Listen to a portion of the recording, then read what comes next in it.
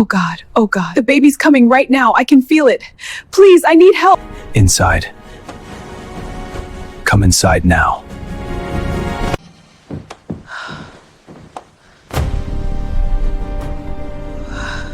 What's your emergency? Woman having baby in my house right now. Need ambulance immediately.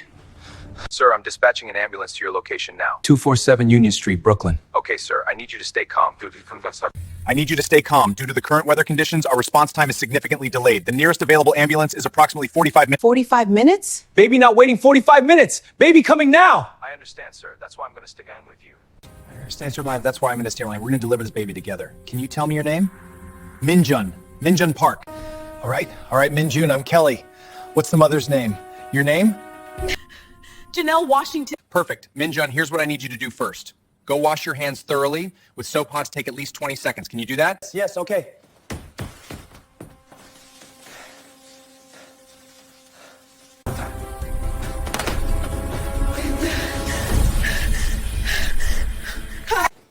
I'm a doula. I help women give birth for a living. But I can't do this alone. I need you to be my hand. I coach women through labor. Oh God, here comes another one.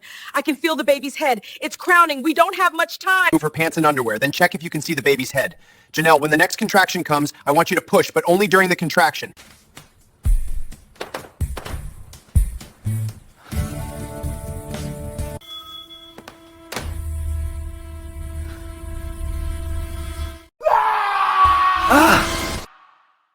Before we get into the incident, hear what happened first. But before we continue, please hit the subscribe button, like this video, and drop a comment if you're enjoying it. Your support really helps and lets me know you're engaged. The pain hit Janelle like a freight train, right there on the brownstone steps. Her knees buckled, and the gift basket tumbled from her hands, scattering homemade cookies and lavender bath salts across the snow-dusted entrance. She grabbed the iron railing with both hands, her knuckles turning white as the contraction seized her entire body. "Not now, please not now," she gasped, but her body wasn't listening. At 37 weeks pregnant, she thought she had time. Dr. Patterson had said 2 more weeks at least, but the tightening in her belly and the sudden gush of warmth running down her legs told a different story. Janelle looked up at the door through tears of pain and panic. Red. The door was painted red. Hadn't Mrs. Chen's door been green last week? She squinted at the brass numbers, 247. Or was it 249? Everything blurred as another contraction built, faster than the first. She needed help, now. Summoning every ounce of strength, Janelle hauled herself up the last 2 steps and pounded on the door with her fist. "Mrs. Chen, please, I need help." Her voice cracked with desperation. "It's Janelle, the baby's coming." The door swung open, and Janelle's heart sank. Instead of the elderly Chinese woman she expected, a tall Korean man stood before her. He was maybe 40, dressed in an expensive black cashmere sweater and designer glasses that probably cost more than Janelle's rent. His hair was styled perfectly, not a strand out of place, and he stared at her with an expression of pure shock. "Mrs. Chen," Janelle panted, "I need to see Mrs. Chen." "No Mrs. Chen here," the man said, his English accented but clear. "You have wrong house." Before Janelle could respond, another contraction slammed into her like a wave, and this time her legs gave out completely. She started to fall forward, but the man's reflexes were quick. He caught her under the arms, his grip surprisingly strong. Oh God," Janelle cried, clutching at his sweater.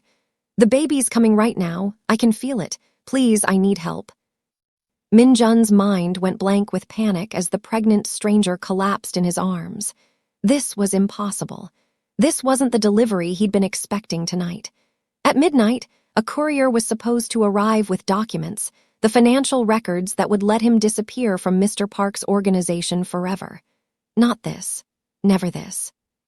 "Hospital," Minjun stammered, trying to guide her backward toward the street. "We go to hospital. I call ambulance." "There's no time," Janelle screamed, and the raw terror in her voice froze him in place. "The baby's coming now. I can feel the head. Please, I can't walk. I can't move." Minjun glanced at the street behind her. Snow fell in thick, heavy sheets, already covering the sidewalk in white. The blizzard had arrived, just like the weather reports had warned. Even if an ambulance could get through, it would take too long. He looked back at the woman in his arms, at her terrified eyes and sweat-soaked face, and made a choice. "Inside," he said firmly, half carrying her through the doorway. "Come inside now." He kicked the door shut behind them and guided her to the leather couch in his living room. She collapsed onto it with a groan, her breathing rapid and shallow. Minjun grabbed his phone from the coffee table, his hands shaking so badly he nearly dropped it twice before managing to dial 911. 911, what's your emergency? Woman having baby, Minjun said, his English fracturing with stress. In my house right now, need ambulance immediately. Sir, I'm dispatching an ambulance to your location now. Can you confirm your address?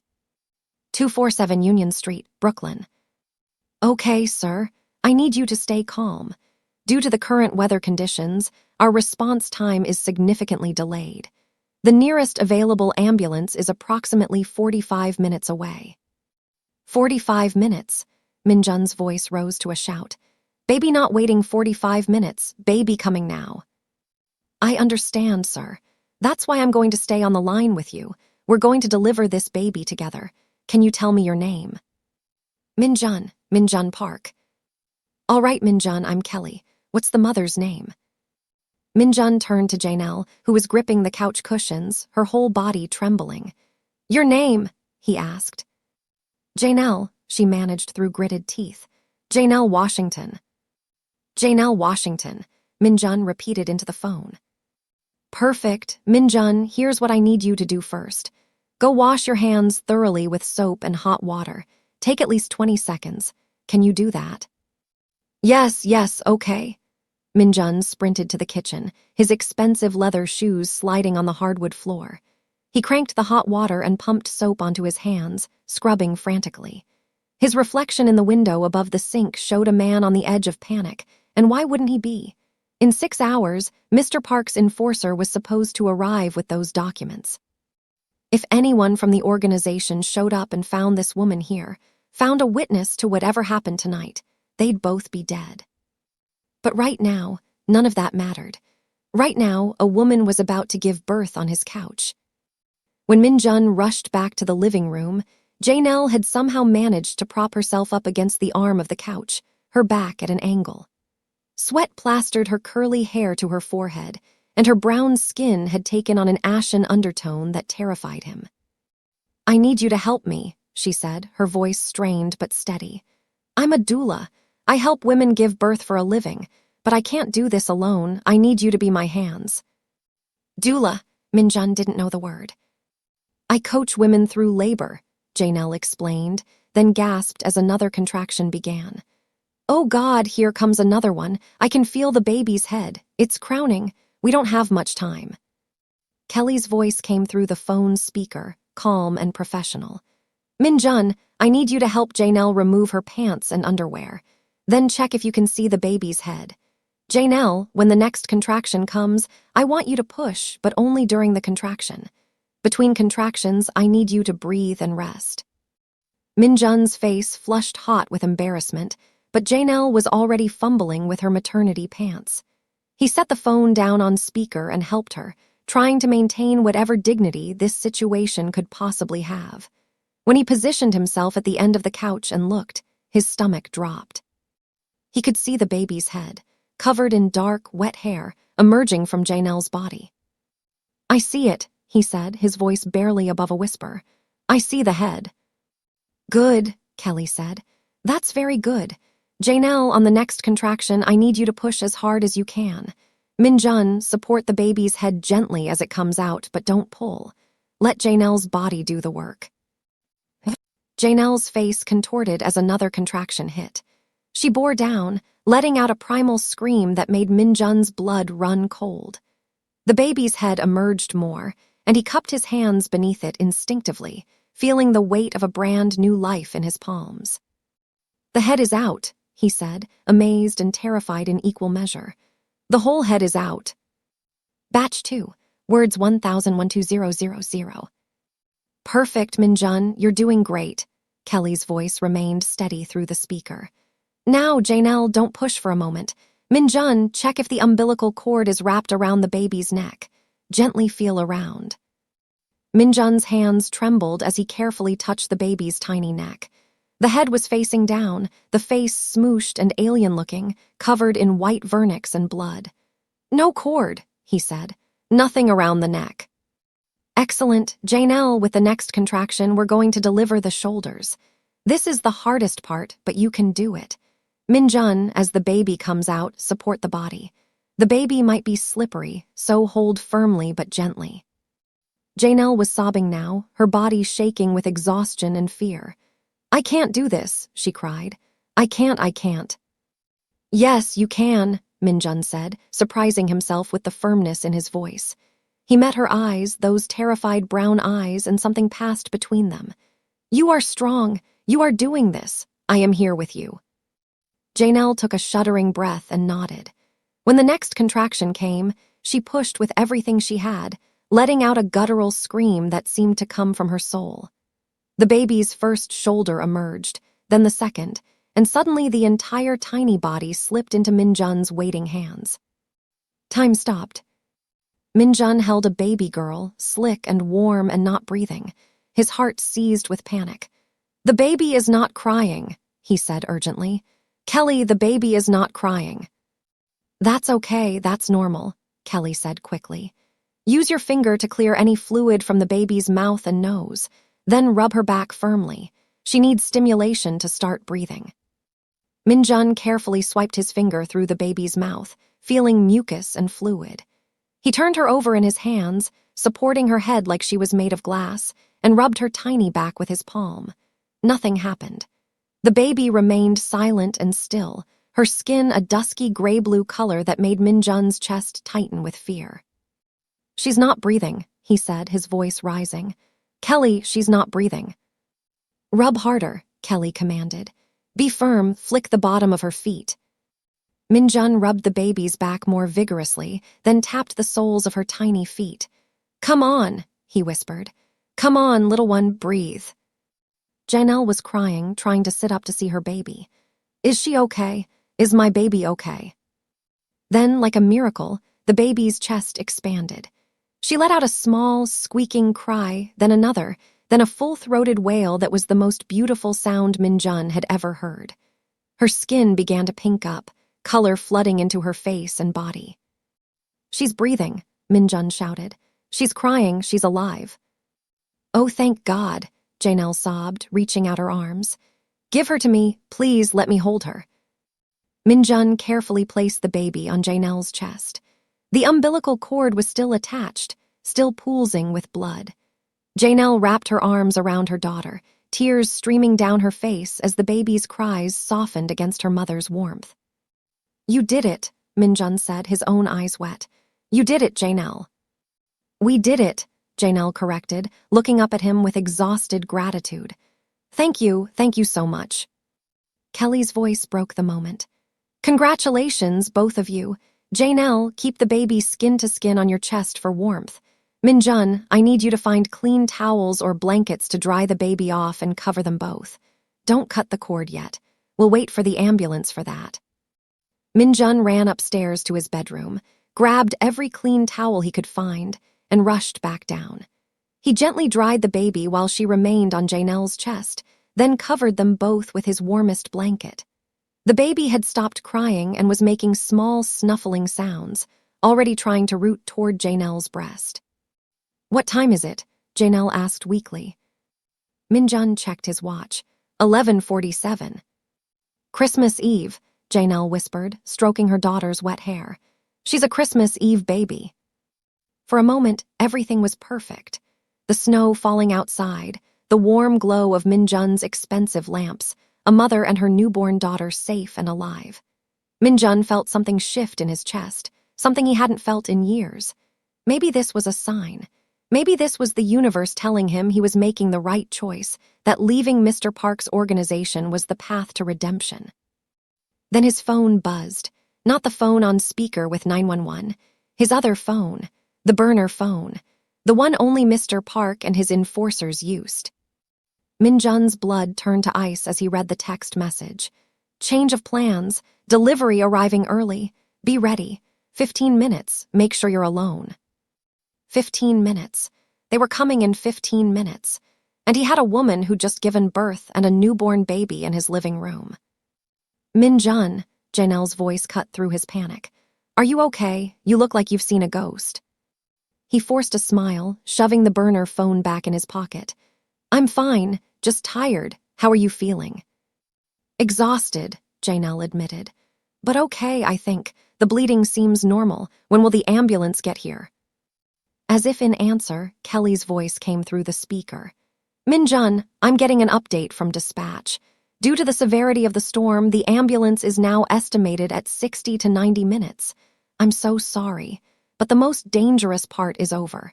You both did an amazing job. 60 to 90 minutes. Minjun's mind raced. Mr. Park's men would be here in 15. He had to get Janelle and the baby hidden, had to make it look like he was alone, had to somehow protect them while also protecting himself. If Mr. Park's enforcers saw witnesses, they wouldn't hesitate. They'd kill Janelle, kill the baby, kill him for allowing it to happen. Janelle, he said carefully, I need to tell you something. She looked at him, still cradling her newborn. What is it? Before he could answer, another text came through on the burner phone. He pulled it out and his heart stopped. It was a photo of his living room taken from outside through the bay window. The angle captured the back of the couch where Janelle lay with the baby. The text below read, Who is that? You were supposed to be alone. Fix this, now. They were already here. They were watching. Minjun looked up at the bay window and saw a shadow move outside, a figure stepping back into the darkness beyond the Christmas lights. How long had they been watching? How much had they seen? Minjun, Janelle's voice was tight with fear now. She'd seen the look on his face. What's wrong? What's happening? He moved quickly to the window and yanked the curtains closed, then turned to face her. There was no time for lies, no time to sugarcoat the truth. My name is Minjun Park, he said rapidly. I am an accountant for a Korean organized crime family. I have been stealing money from them to escape. Tonight, someone was supposed to deliver documents I need to disappear forever. But they are outside right now, watching us, and they know you are here. If they come inside and see you and the baby, they will kill us all. Janelle's eyes went wide with terror. Oh my God, no. I am sorry, Minjun said, and he meant it with every fiber of his being. I am so sorry, but I need you to trust me. I need to hide you and the baby before they come inside. There is a basement, a panic room my boss had installed. You will be safe there. We can't move, Janelle said, looking down at her daughter. The cord is still attached. I just gave birth. I'm bleeding. I know, Minjun said, running his hands through his hair. His perfect hair was ruined now, sticking up in all directions. But if you stay here, we all die. If I hide you, maybe we survive. Please, Janelle, please trust me. Janelle looked at her baby, then back at Minjun. She saw something in his eyes, something genuine beneath the panic. This man had just helped her bring her daughter into the world. He could have turned her away, could have let her give birth on the street in the snow. But he hadn't. Okay, she whispered. Okay, but you have to help me. I can barely move. Minjun grabbed more towels and carefully wrapped them around the baby and the cord, creating a makeshift bundle. Then he helped Janelle sit up, supporting her weight as she gasped in pain. I know it hurts, he said softly, but we must move now. Minjun half-carried Janelle toward the kitchen, where a door led to the basement stairs. Each step made her whimper in pain, blood trailing behind them on his expensive hardwood floors. The baby remained quiet against her chest, wrapped in towels, the cord still connecting mother and child.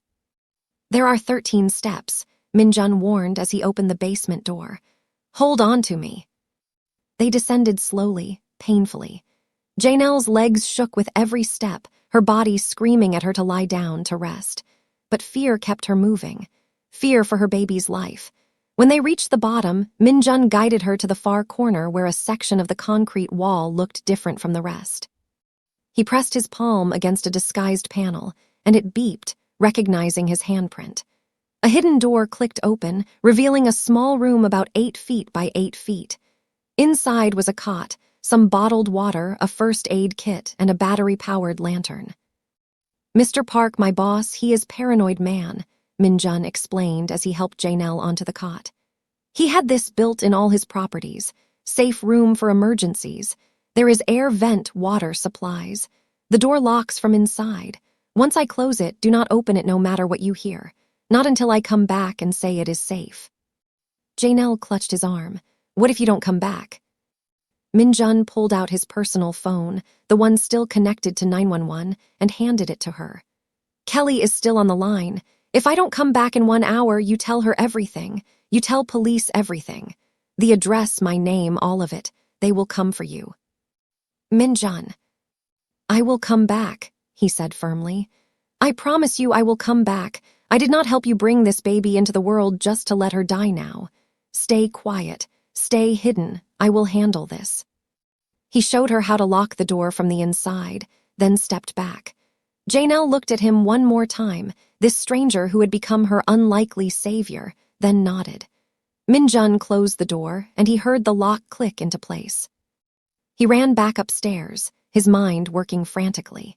He grabbed more towels and cleaned the blood from the floor as best he could, threw the bloody towels in a garbage bag, and shoved it in the pantry. He straightened the couch cushions, threw open the windows to air out the room despite the cold, and tried to make everything look normal. His hands were still shaking when someone knocked on the front door.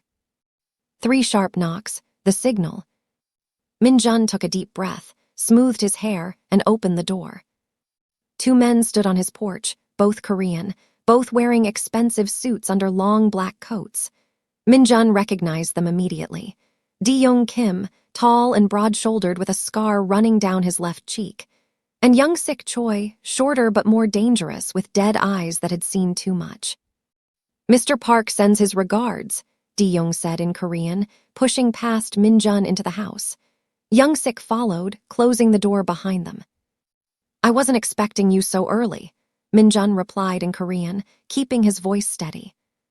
"Plans changed," Young Sik said, looking around the living room with those dead eyes. "Mr. Park wanted to move the timeline up. Where can we talk privately?" "Here is fine," Minjun said. "I live alone." Young walked to the couch and ran his hand over the cushions. They were still warm from Janelle's body. He looked at Minjun with narrowed eyes. "You sure about that? Couch is warm, smells like perfume." Minjun's heart hammered, but he laughed casually. "I had a woman here earlier. She left before you called. You know me, I can't resist a pretty face." Young Sik's expression didn't change. "We saw someone in the window when we arrived. Looked like more than one person." "TV reflection," Minjun said quickly. "I was watching a movie." The 2 enforcers exchanged a glance. Young moved toward the bay window and pulled back the curtain Minjun had closed. He looked out at the street, then back at the room, calculating angles. "Maybe," he said, "or maybe you're lying." "Why would I lie?" Minjun asked, forcing himself to meet Young's eyes. "I've been waiting for your delivery. Where are the documents?" "Documents?" Young Sik smiled, and it was the most terrifying expression Minjun had ever seen. "Is that what Mr. Park told you, that we were bringing documents?" A cold dread settled in Minjun's stomach. "What else would you be bringing?" Young walked to the front door and opened it. He gestured to someone outside, and a 3rd man appeared, dragging a young Korean woman between them. She couldn't have been more than 22 or 23, with long black hair and terrified eyes. Her hands were zip-tied in front of her, and tape covered her mouth. "This is your delivery," Young Sik said. "Her name is Soo-min. She stays here tonight. Tomorrow morning, someone else picks her up and takes her to the next location.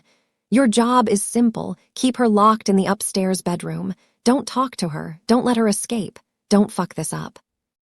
Minjun stared at the frightened woman, and bile rose in his throat. He'd known Mr. Park's organization was involved in illegal gambling, extortion, money laundering.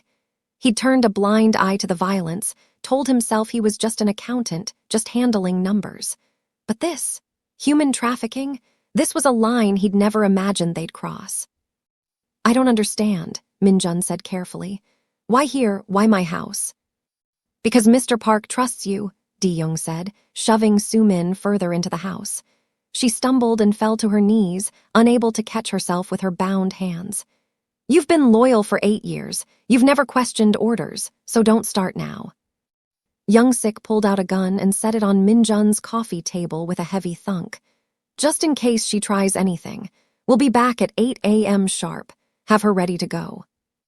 You're leaving her here? With me? Alone? Minjun's mind raced with the implications.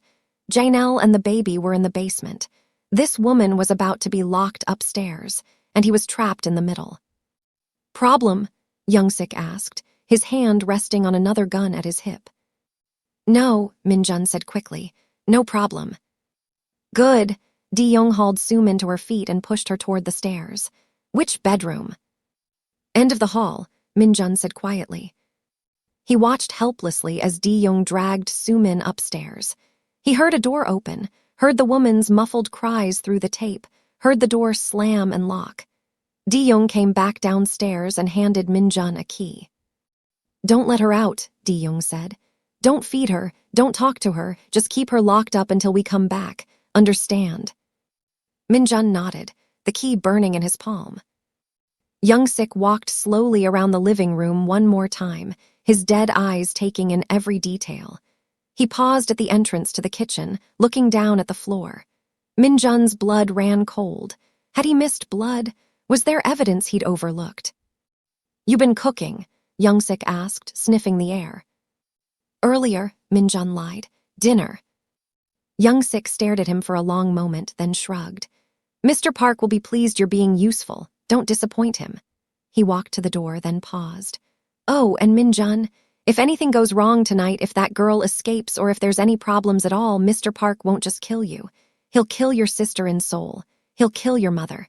He'll kill everyone you've ever loved. So make sure nothing goes wrong. The two enforcers left, closing the door behind them. Minjun stood frozen in his living room, listening to their car drive away through the snow. Then he collapsed onto the couch, his head in his hands. He had a woman who'd just given birth and a newborn baby hidden in his basement. He had a trafficked woman locked in his upstairs bedroom. He had a gun on his coffee table. And he had until 8 a.m. to figure out how to save them all without getting everyone killed. From upstairs, he heard muffled sobbing. From the basement, he heard nothing, which meant Janelle was doing what he'd asked, staying quiet and hidden. And from outside, the snow continued to fall, burying Brooklyn in white silence. Minjun picked up his burner phone and looked at the blank screen. He could call Mr. Park right now. Tell him there'd been a complication. Tell him about Janelle. They'd send someone to clean up the mess, to make the witness disappear. It would be the smart move, the safe move. But when he closed his eyes, he saw Janelle's face as she'd pushed her daughter into the world. He saw that tiny baby taking her first breath. He saw trust in Janelle's eyes when she'd agreed to hide. He'd made a promise. He'd promised to come back. Minjun stood up and walked to the kitchen, to the basement door. He pressed his ear against it, listening. Everything was silent below. Good. That meant they were safe for now. Then he heard something else, a sound from upstairs, a rhythmic thumping. Soo-min was kicking the bedroom door. Minjun climbed the stairs slowly, each step heavier than the last. The thumping grew louder as he approached the bedroom at the end of the hall. Through the door, he could hear Soo-min's muffled screams, the sound of furniture being knocked over. Stop, he said in Korean through the door. Please stop, you'll hurt yourself. The thumping continued. Minjun leaned his forehead against the door, closing his eyes. He couldn't let her out. If he did, Di-young and Young-sik would know. They'd come back. They'd find Janelle and the baby. Everyone would die. But he couldn't just leave her terrified, and alone either. Minjun pulled out the key and unlocked the door, opening it just a crack. I'm coming in, he said. I'm not going to hurt you, but you need to calm down. He pushed the door open. Soo-min stood in the corner of the room, her zip-tied hands raised defensively. She'd managed to push the tape halfway off her mouth. Her eyes were wild with fear, and when she saw Minjun, she screamed in Korean, "Don't touch me! Don't you dare touch me!" "I won't," Minjun said, raising his hands to show they were empty. "I'm not going to hurt you, I promise." "You're one of them," Sumin spat. "You're part of this, part of what they're doing to us." "Us?" Minjun asked. "There are others." "6 other girls," Sumin said, tears streaming down her face. "They brought us from Seoul 3 weeks ago, promised us jobs, good money, American dream. But when we got here, they took our passports. They locked us up. They said we owed them for the plane tickets for the housing. They said we had to work off our debt." "What kind of work?" Minjun asked, though he already knew the answer. Sumin's face crumpled. "What do you think? I'm 23 years old. I have a degree in engineering. I wanted to build bridges. And now I'm being sold like meat." Minun felt sick. He'd helped Mr. Park launder money for 8 years. Every dollar he'd moved through fake accounts, every transaction he'd hidden from the IRS, it had all paid for this. For this girl's suffering. For the suffering of 6 others like her. "I'm sorry," he said, and the words felt pathetically inadequate. "I didn't know. I swear I didn't know they were doing this." "But you knew they were criminals," Sumin said bitterly. "You just didn't care as long as you got paid." She was right. She was absolutely right, and Minjun had no defense. "I'm getting out," he said suddenly. The words surprised even him. "Tonight was supposed to be my last night. I've been stealing from them, saving money. I was going to disappear. Start over somewhere they couldn't find me." "Then do it," Sumin said. "Run away like a coward, leave us all to suffer." "I can't," Minjun said. "Not anymore." He pulled a small knife from his pocket, and Sumin flinched backward. "It's okay," he said gently. "I'm just cutting the zip ties." He stepped forward carefully and cut through the plastic binding her wrists. Sumin rubbed her raw skin, staring at him with confusion. "Why are you helping me?" "Because 20 minutes ago, I helped deliver a baby in my living room," Minjun said. "And looking at that new life, that innocent child, it made me realize I can't keep pretending I'm not responsible for what Mr. Park does. Not anymore." Sumin's eyes widened.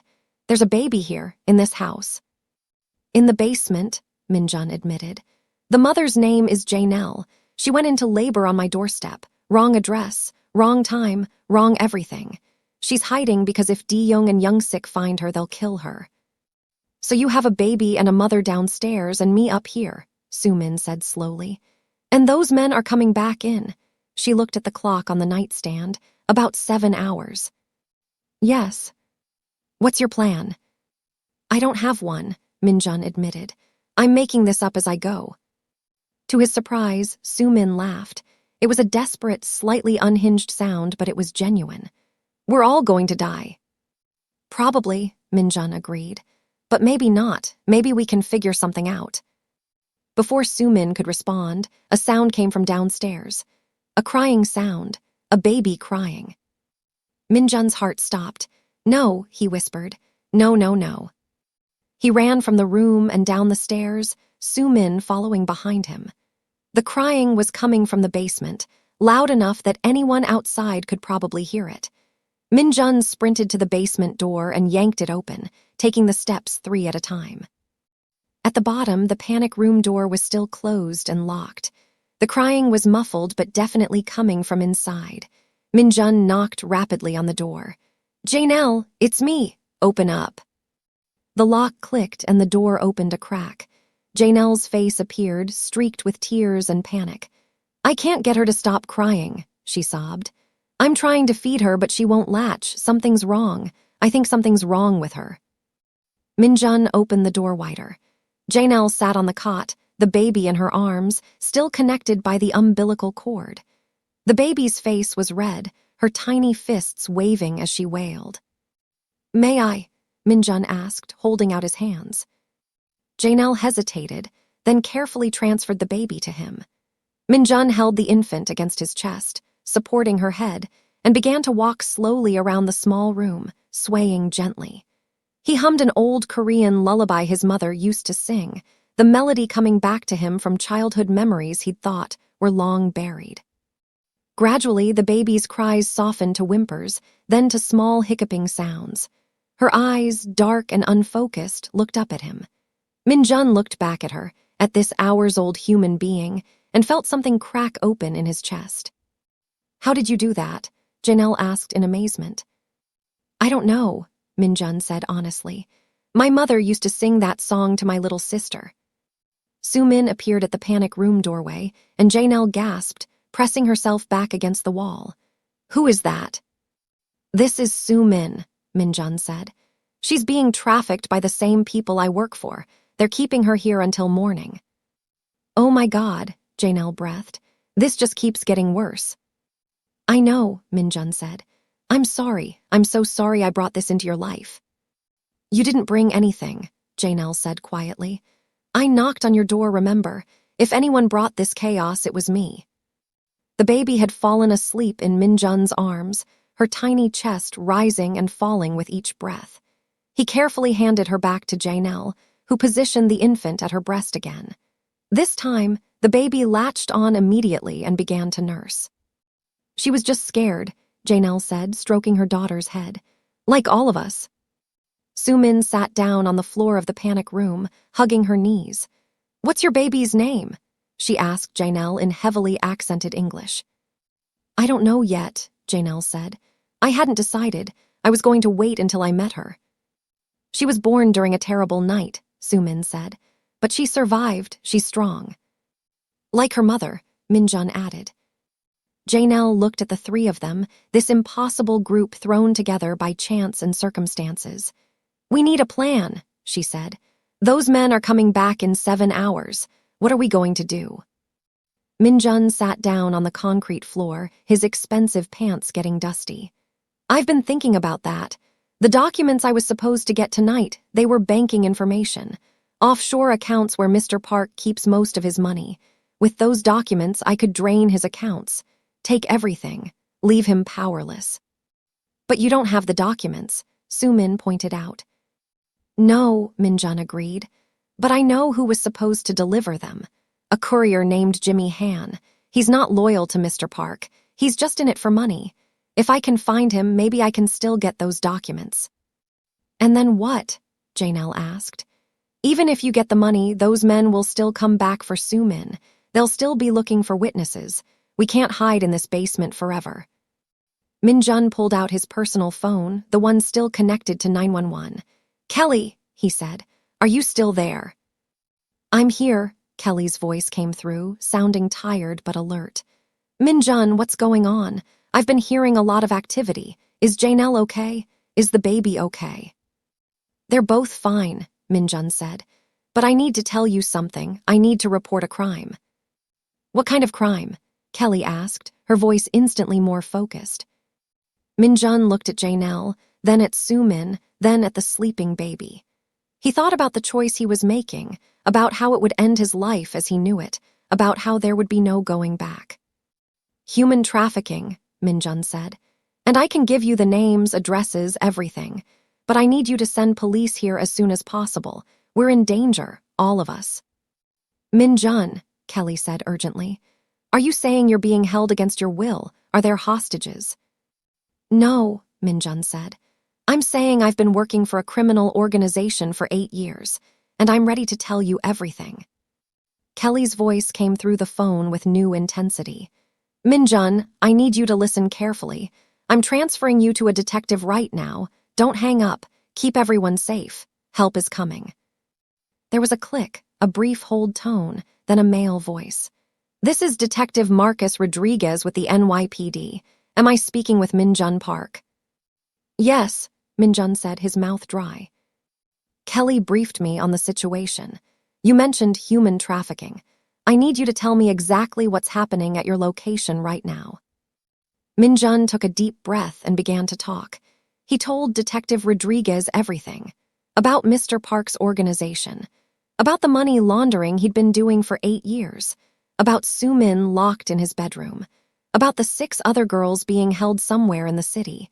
About D-Young and Youngsik coming back at 8 a.m. He told him about Janelle and the baby too. About how they'd stumbled into this nightmare by accident. "I have evidence," Minjun said. On my laptop. 8 years of financial records, names, addresses, transaction histories, everything you need to take down the entire operation. I'll give it all to you. I just need you to get us out of here alive. We're mobilizing units now, Detective Rodriguez said. But with the blizzard, it's going to take time. I need you to keep everyone calm and safe. Do not engage with these men if they come back early. Do you have weapons in the house? Minjun glanced at the gun Di-young had left on the coffee table. Yes, 1 handgun upstairs. Do not touch it unless you absolutely have to defend yourself. If shooting starts, get everyone to the lowest point in the house and stay down. How many people are with you? 3, Minjun said. The mother Janelle, her newborn baby, and Sumin, the woman being trafficked. Okay, we're treating this as a hostage situation with imminent danger. ETA for tactical units is 45 minutes, but patrol cars are being dispatched now. They'll set up a perimeter. Minjun, you did the right thing calling this in. I should have called years ago, Minjun said quietly.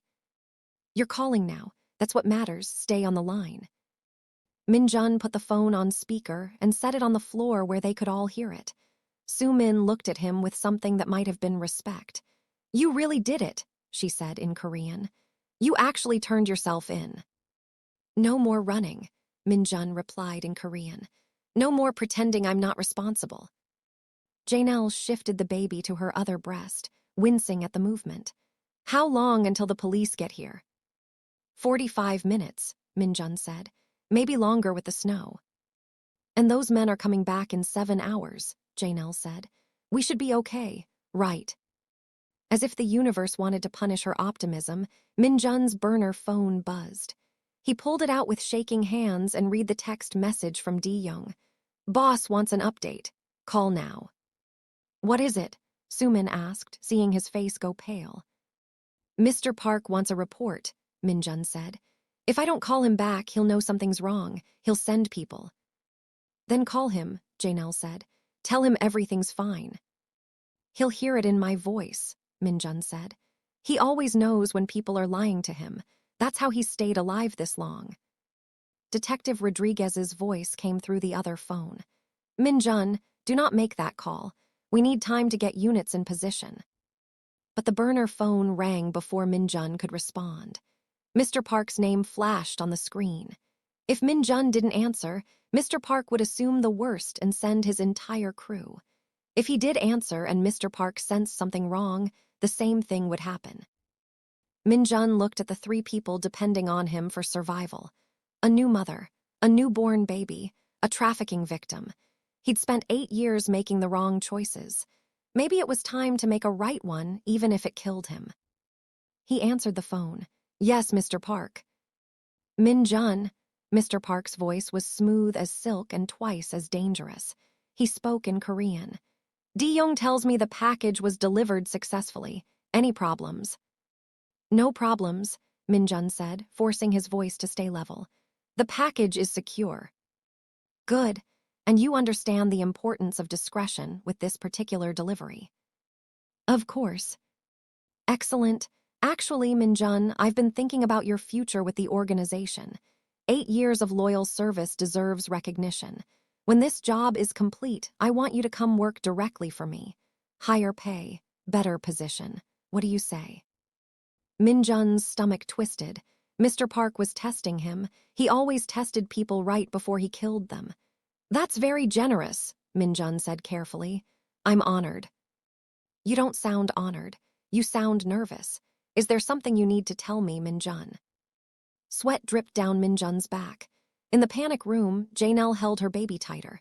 Sumin had stopped breathing. I'm just tired, Minjun said. It's been a long night. Di-young mentioned he thought he saw someone in your window when they arrived. A woman, perhaps. You told him it was a TV reflection.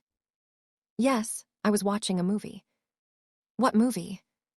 Minjun's mind went blank. He couldn't think of a single movie title. The silence stretched too long. Minjun, Mr. Park said, his voice dropping to a whisper. You're lying to me. I can always tell. What's really going on? Minjun closed his eyes. This was it, the moment of choice. He could keep lying, keep trying to play both sides, and probably get everyone killed. Or he could do what he should have done 8 years ago. "You're right," Minjun said. "I am lying, and I'm done lying for you." He hung up. The panic room erupted. "What did you just do?" Sumin shouted. "You just signed our death warrants." "They were coming anyway," Minjun said, standing up. "At least now we know it. Detective Rodriguez, how far away are your units?" 30 minutes, Rodriguez said. "Minjun, what just happened?" "I told my boss I'm done working for him. He'll send his entire crew here within 20 minutes, maybe 15. "Jesus Christ," Rodriguez muttered. "Okay, listen to me. Get everyone to the panic room, lock yourselves in. It's reinforced." "Steel door, concrete walls," Minjun confirmed. "Get in there now. I'm calling for emergency backup and SWAT. We're coming, Minjun, just hold on." Minjun helped Janelle stand. She was stronger now, able to walk with support. They made their way upstairs and out of the basement. Sumin followed, looking around the house with new eyes. "We should run," she said. "Out the back door, into the snow. Anything is better than waiting here for them." "Janelle just gave birth 2 hours ago," Minjun said.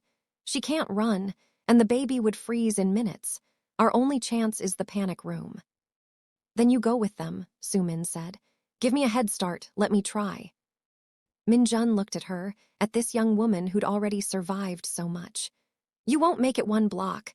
Di-young has people all over this neighborhood. They'll find you." "Maybe, but at least I'll die free." Before Minjun could argue, car doors slammed outside. Multiple car doors. Minjun ran to the window and looked out through a gap in the curtains. His blood turned to ice. 4 black SUVs had pulled up in front of his house. Men were getting out, at least a dozen of them, all wearing dark clothes, all armed. He recognized some of them. Enforcers, soldiers, the ones who did Mr. Park's dirty work. And in the lead vehicle, climbing out slowly like a king surveying his domain, was Mr. Park himself. "He came personally," Minjun whispered. "He never comes personally." "Who came?" Janelle asked, bouncing the baby who'd started to fuss. "My boss, we're out of time. Everyone to the basement, now." They ran.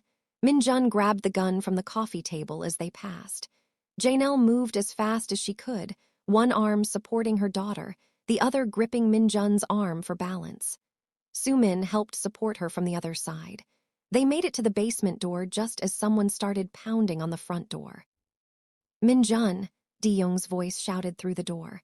"Open up, Mr. Park wants to talk to you." They stumbled down the basement stairs.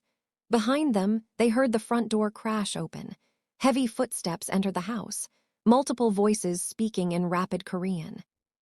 "Check every room, find him." Minjun got them to the panic room and ushered Janelle and the baby inside first. Sumin hesitated at the door, looking back at the stairs. "They'll find us," she said. "That door won't hold forever." "It's reinforced steel," Minjun said. "It'll hold long enough." "Long enough for what?" "For the police to get here, for something to change, for a miracle." Minjun gently pushed her into the room. "Wait," Sumin said. "You're not coming in." "I can't," Minjun said. "If I'm in there, they'll know that's where you are. They'll bring cutting torches, explosives, whatever it takes. But if I stay out here, I can lead them away, make them think you escaped." "They'll kill you," Janelle said, tears streaming down her face again. "Probably," Minjun agreed. "But you'll live, the baby will live, that's what matters." He reached into the panic room and gently touched the baby's tiny hand. She wrapped her miniature fingers around his thumb, holding tight. Minjun felt his heart break and heal at the same time. "Name her Noelle," he said. "It means Christmas. And maybe, when she's older, her mother can tell her about the man who helped bring her into the world on Christmas Eve." "Minjun, please," Janelle begged. "Come inside with us." "I can't, but Janelle." He met her eyes. "Thank you for knocking on my door, for giving me a chance to do one good thing before the end. Thank you for that." He stepped back and closed the panic room door, heard it lock from the inside, heard Janelle's muffled sobs through the steel. Minjun turned and faced the basement stairs. Above him, he heard men tearing through his house, breaking furniture, shouting orders. The footsteps were getting closer to the kitchen, closer to the basement door. He checked the gun. Full magazine, 8 rounds. He'd never fired a gun at a person before, despite everything. He'd been an accountant, just an accountant, but tonight he wasn't accounting anymore. The basement door flew open, and light flooded down the stairs. Min-jun could see shadows, multiple figures. "He's down there," someone shouted. "I see him." Di-young appeared at the top of the stairs, his gun drawn. Behind him, Young-sik and 3 others Min-jun didn't recognize. "Min-jun," Di-young called down. "Mr. Park wants to talk to you. Come up slowly with your hands where we can see them." "I have nothing to say to Mr. Park," Min-jun replied, surprised by how steady his voice sounded. "You think you have a choice?" Young-sik laughed. "You're surrounded. The house is full of our people. Even if you shoot one of us, the others will kill you. Be smart. Come upstairs." "Where's the girl?" Di-young demanded. "Where's Soo-min?" "Gone," Min-jun said. "I let her go, out the back door an hour ago. She could be anywhere by now." Di-young's face darkened. "You're lying." "Maybe, but you'll have to come down here to find out." The men at the top of the stairs exchanged glances. Nobody wanted to be the first one down. A basement was a fatal funnel, a natural choke point. If Min-jun started shooting, whoever came down first would die. Then Mr. Park's voice cut through the standoff. "Move aside. Let me speak to him." The enforcers parted, and Mr. Park descended 3 steps, just enough to see Min-jun clearly. He was in his 60s, silver-haired and distinguished in an expensive suit. He looked more like a banker than a crime boss, which was precisely the point. "Min-jun," Mr. Park said in Korean, his voice almost fatherly. "What are you doing? This isn't you. You're an accountant, a numbers man, not a soldier." "I'm done being your accountant," Min-jun replied in Korean. "Because of one girl, one trafficking victim.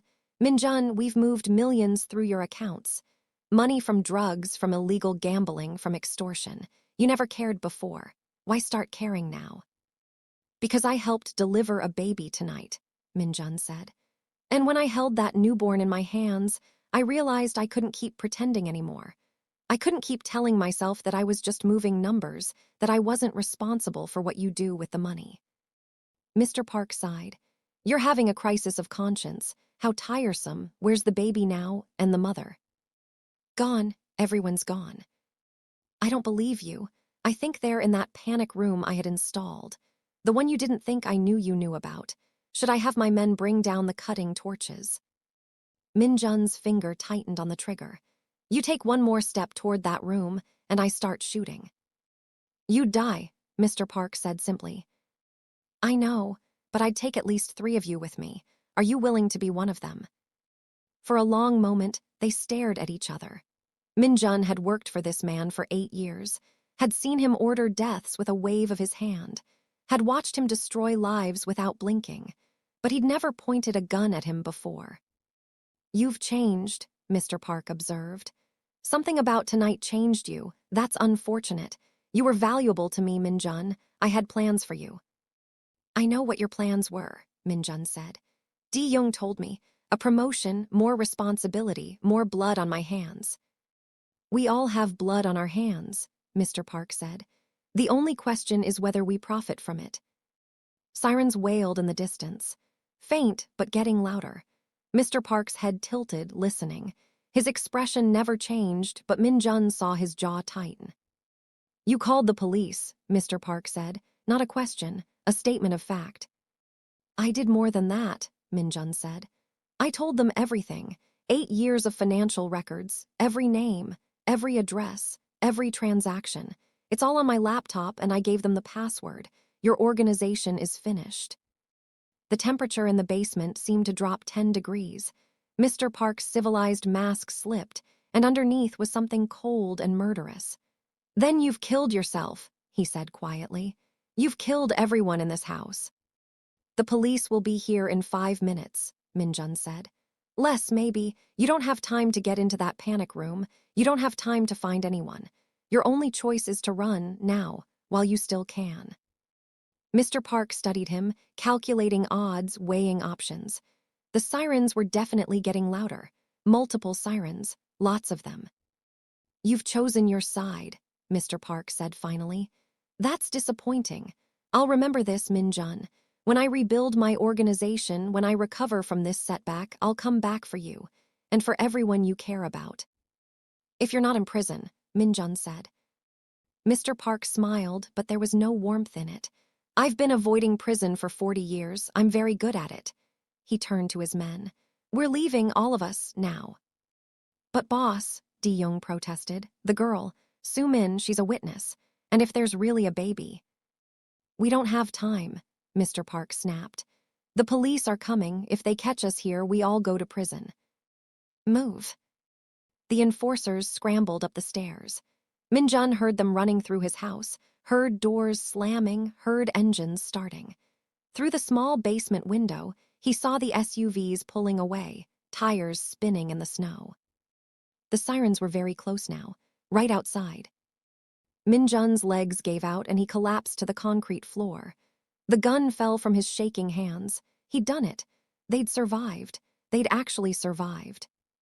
He crawled to the panic room door and knocked weakly. "Janelle, Soo-min, they're gone, it's safe. The police are here." The door unlocked and opened. Janelle emerged first, still holding baby Noelle. Soo-min followed, her eyes wide with disbelief. "You're alive," Soo-min said. "You're actually alive." "For now," Min-jun said, "though I'll probably spend the rest of my life in prison." "Not if I can help it," said a voice from the stairs. They all looked up. Detective Rodriguez stood there, gun drawn but pointed at the floor. Behind him, a dozen police officers in tactical gear. "Min-jun Park?" Rodriguez asked. "That's me," Min-jun said weakly. "I'm placing you under protective custody. You've agreed to testify against the Park crime family, which makes you a witness, not just a suspect. You'll face charges, yes, but we can work with the DA on a plea deal. You did the right thing tonight, Min-jun. That counts for something." More officers flooded into the basement. EMTs appeared with a stretcher for Janelle. Someone brought blankets. Someone else brought a car seat for the baby. The chaos of rescue replaced the chaos of terror. As EMTs checked Janelle and the baby, cutting the umbilical cord at last, Soo-min grabbed Min-jun's hand. "Thank you," she said in Korean. "You saved my life."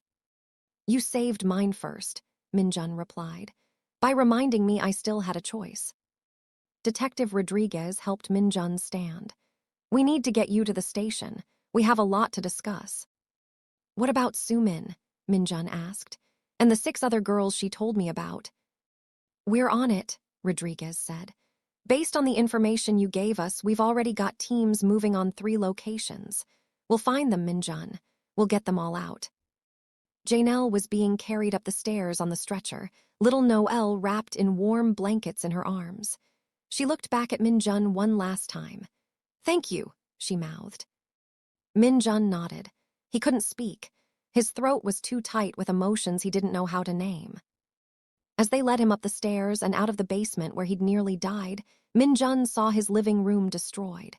Furniture overturned. Pictures smashed. His carefully curated life in ruins. But somehow, he felt lighter than he had in 8 years. Outside, the snow had stopped falling. Christmas Eve had become Christmas Day while they'd been fighting for their lives. The sky was starting to lighten in the east, the first hints of dawn touching the horizon.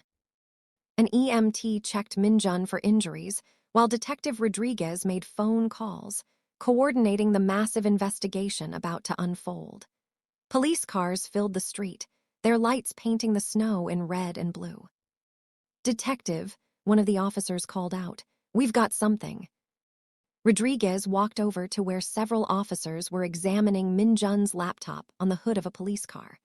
They were scrolling through files, their faces growing more excited with every page. "This is incredible," one of them said. "It's all here. 8 years of financial records, shell companies, money transfers, names. We can trace every dollar." "How many people are we talking about?" Rodriguez asked. "At least 24 directly in the organization. Maybe 50 if you count associates and partners. This is going to be the biggest organized crime bust in New York in 20 years. Rodriguez came back to Minjun with something that might have been respect in his eyes. You really gave us everything. I had to, Minjun said. No more hiding, no more pretending. An ambulance pulled away, carrying Janelle and baby Noel to the hospital for proper post-delivery care. Sumin rode with them, refusing to leave Janelle's side. They'd bonded over shared trauma, these two women from different worlds brought together by terrible circumstances. As Minjun watched the ambulance disappear into the snowy morning, he thought about the choice he'd made 8 years ago to take Mr. Park's money. How easy it had seemed at the time. Just numbers, just accounts, nothing personal. He thought about all the choices since then, all the times he could have walked away and didn't. And he thought about the choice he'd made tonight, when Janelle collapsed on his doorstep and forced him to decide what kind of man he really wanted to be. 6 weeks later, Minjun sat in a small apartment in Queens, the kind of place the Witness Protection Program provided while he prepared to testify. It had none of his expensive furniture, none of his designer clothes, just the basics, but it felt more like home than his brownstone ever had. He was making coffee when someone knocked on his door. His federal handler answered it, checked the visitors, then gestured them inside. Janelle walked in, carrying a car seat. Baby Noel was awake, her dark eyes taking. Janelle walked in, carrying baby Noel in a car seat. The baby had grown in 6 weeks, her cheeks fuller, her eyes more alert. Behind Janelle came Sumin, looking healthier than Minjun had ever seen her, wearing jeans and a warm sweater. How did you find me? Minjun asked, surprised but genuinely happy to see them. Detective Rodriguez told us where you were, Janelle said, setting the car seat down gently. We wanted to see you before the trial, to thank you properly. Noel made a small cooing sound, and Minjun knelt beside the car seat, his face softening. She's grown so much.